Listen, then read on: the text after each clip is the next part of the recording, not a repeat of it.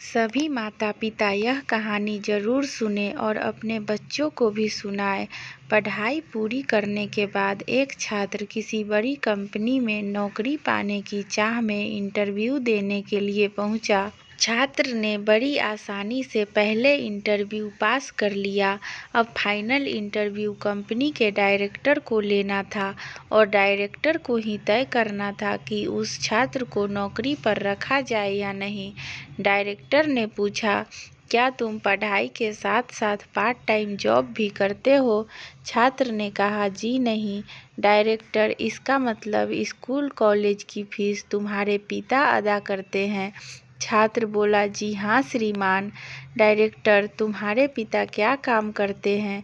छात्र, जी वो कपड़े धोते हैं। यह सुनकर कंपनी के डायरेक्टर ने कहा, जरा अपने हाथ तो दिखाना। छात्र के हाथ रेशम की तरह मुलायम और नाजुक थे। डायरेक्टर, क्या तुमने कभी अब कपड़े धोने में अपने पिताजी की मदद की? नहीं, मेरे पिताजी हमेशा यही चाहते थे कि मैं पढ़ाई करूं और ज़्यादा किताबें पढूं। हाँ, एक बात और, मेरे पिताजी बड़ी तेज़ी से कपड़े धोते हैं। डायरेक्टर, क्या मैं तुम्हें एक काम कह सकता हूँ? छात्र, जी आदेश कीजिए। डायरेक्टर, आज घर वापस जाने के बाद अपने पिताजी के हाथ धोना, फिर कल सुबह मुझसे आकर मिलना। यह सुनकर छात्र प्रसन्न हो गया। उसे लगा कि अब नौकरी मिलना पक्का है, तभी तो डायरेक्टर ने कल फिर बुलाया है। छात्र ने घर जाकर खुशी खुशी अपने पिता को अपनी सारी बातें बताई और अपने हाथ दिखाने को कहा। पिता को थोड़ी हैरानी हुई। उन्होंने बेटे की इच्छा का मान रखा और उन्होंने अपने दोनों हाथ बेटे के हाथ में दे दिए। छात्र ने धीरे धीरे पिता का हाथ धोना शुरू किया। कुछ देर में ही उसकी आंखों से आंसू बहने लगे। पिता के हाथ रेगमाल की तरह सख्त और जगह जगह कटे हुए थे। जब वह कटे हुए निशान पर पानी डालता तो चुभन का एहसास पिता के चेहरे पर साफ झलक जाता। छात्र को जिंदगी में पहली बार एहसास हुआ कि यही हाथ रोज कपड़े धोकर उसके लिए अच्छे खाने, कपड़े और फीस का इंतजाम करते थे। पिता के हाथ का हर छाला उसके करियर की एक एक कामयाबी का सबूत था। हाथ धोने के बाद छात्रा ने बचे हुए सारे कपड़े भी धो डाले।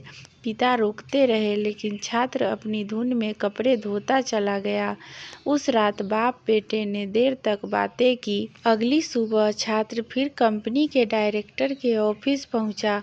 डायरेक्टर का सामना करते हुए उसकी आंखें गीली थी।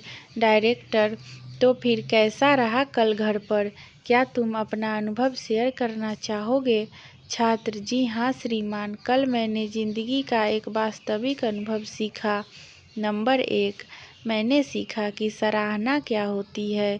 मेरे पिता ना होते तो मैं पढ़ाई में इतनी आगे नहीं आ सकता था। नंबर 2, पिता की मदद करने से पता चला कि कोई काम करना कितना मुश्किल होता है। नंबर 3, मैंने रिश्ते की अहमियत को पहली बार इतनी शिद्दत से महसूस की। डायरेक्टर, यही सब मैं अपने मैनेजर में देखना चाहता हूँ। मैं नौकरी उसी को देना चाहता हूँ जो दूसरे की कद्र करे। ऐसा व्यक्ति जो काम किए जाने के दौरान दूसरे की तकलीफ को भी महसूस करे। ऐसा शख्स जिसने सिर्फ पैसे को अपना जीवन का ध्येय न बना रखा हो। बधाई हो, तुम इस नौकरी के पूरे हकदार हो। छात्र की आंखों में चमक और चेहरे पर संतोष था।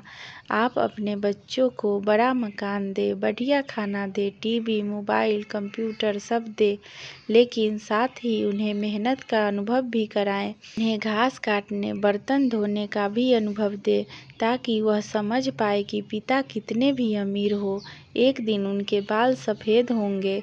सबसे अहम है कि बच्चे किसी काम को करने की कोशिश की कद्र करना सीखे, एक दूसरे का हाथ बटाने का जज्बा लाए।